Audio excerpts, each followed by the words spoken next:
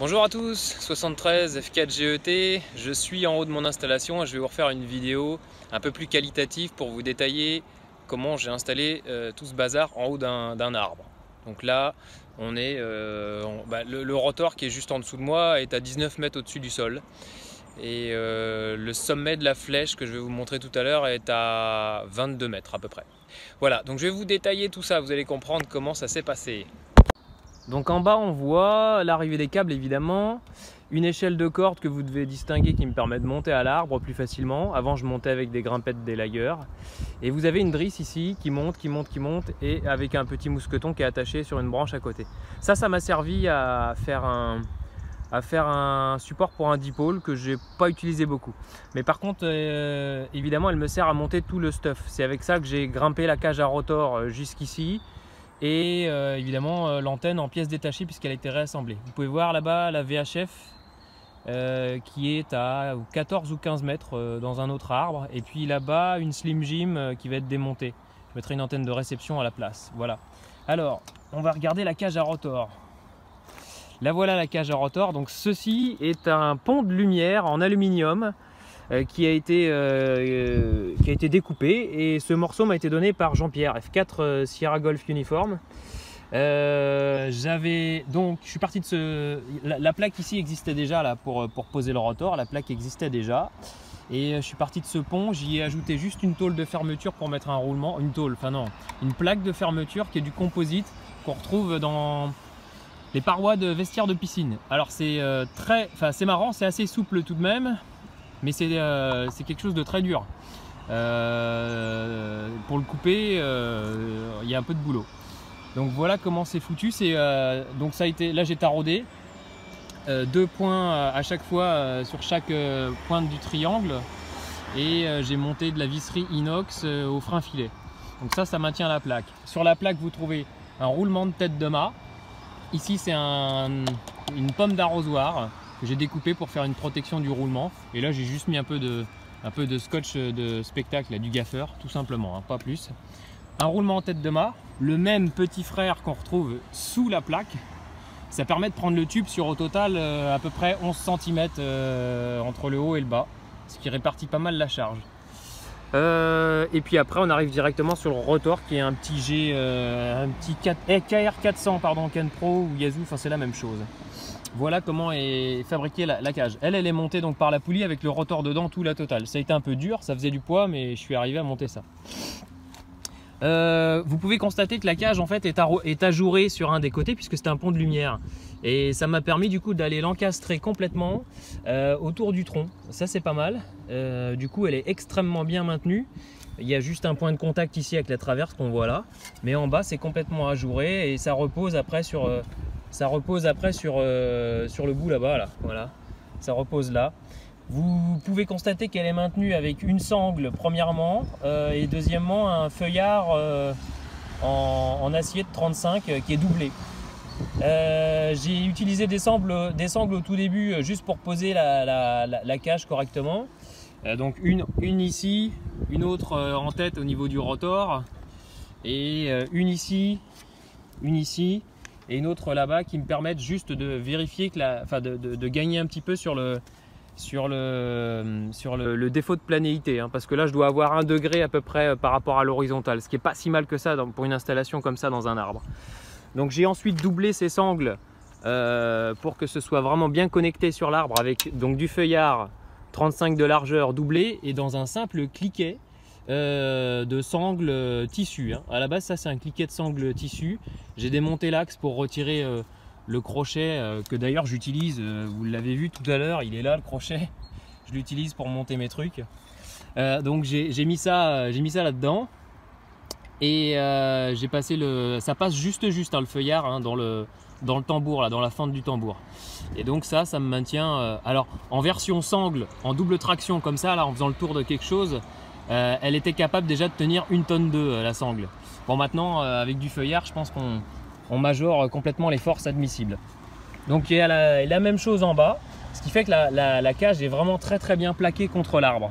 Et après les 2 petites sangles font vraiment juste on va dire le maintien pour essayer de corriger légèrement le défaut d'horizon. Voilà comment ça se passe. Bon, bah là, c'est juste des colliers pour maintenir la montée de câble coaxial qui est en... Ça doit être du quart de pouce rigide. Ici, j'ai fait une petite boucle avec un adaptateur pour la bretelle. Et après, ça monte gentiment. Hop. Et l'antenne est au-dessus et je vais vous faire un autre plan après quand on va être en haut au niveau de l'antenne. Voilà les amis pour un petit peu ce qu'on a sur la cage à rotor. Voilà, maintenant on arrive à l'antenne. Hop. Alors bon, j'avais un peu long de câble, donc j'ai fait quelques boucles à droite à gauche.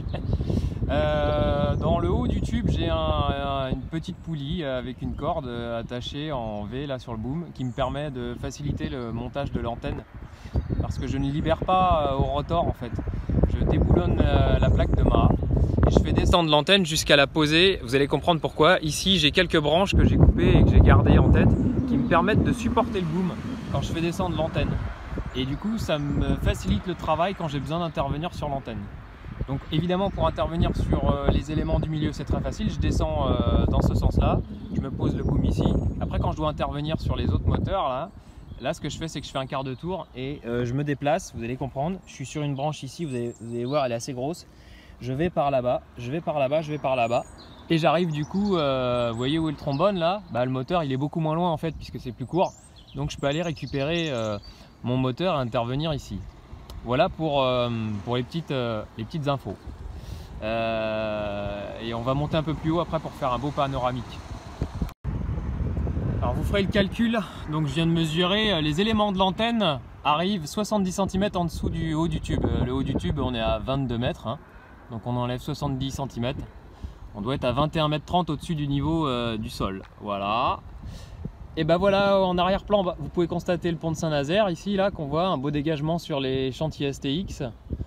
Je vais repartir vers l'est. Je sais pas si on distingue l'enseigne du Super U en bleu. Là, j'ai un voisin là-bas, F8Z double, mon voisin le plus proche, à qui je mets parfois les S-mètres en butée. Ici, il y a un arbre qui dépasse et un pylône GSM orange free qui est à 35 mètres. Voilà. Là-bas, on voit un château d'eau. Alors, les éoliennes qui sont à gauche du château d'eau, je pense pas qu'on les distingue. Et je vais revenir après sur l'autre côté. J'arrive plein sud là. De ce côté-là, on va arriver sur la vue sur l'océan. Voilà. Et on revient sur la pointe de la ville de Saint-Nazaire, Saint-Marc-sur-Mer. Voilà un petit peu le dégagement que ça représente. Alors, on doit voir au bout du trombone, je ne sais pas si on le distingue vraiment bien, au bout du trombone, sur la gauche, on voit un bambou qui maintient ma delta loop pour le 80 mètres. Delta loop qui n'est pas encore à sa hauteur maximale, ça va être amélioré un peu. Et elle passe en dessous de nous, mais j'aurais du mal à vous la montrer. On va voir ici un autre arbre. Ouais, je sais pas, on voit pas forcément bien. Peut-être que vous distinguez légèrement le passage du fil de la Delta Loop. Ici, là, au milieu de l'image. Vous voyez le conteneur poubelle en arrière-plan chez mon voisin.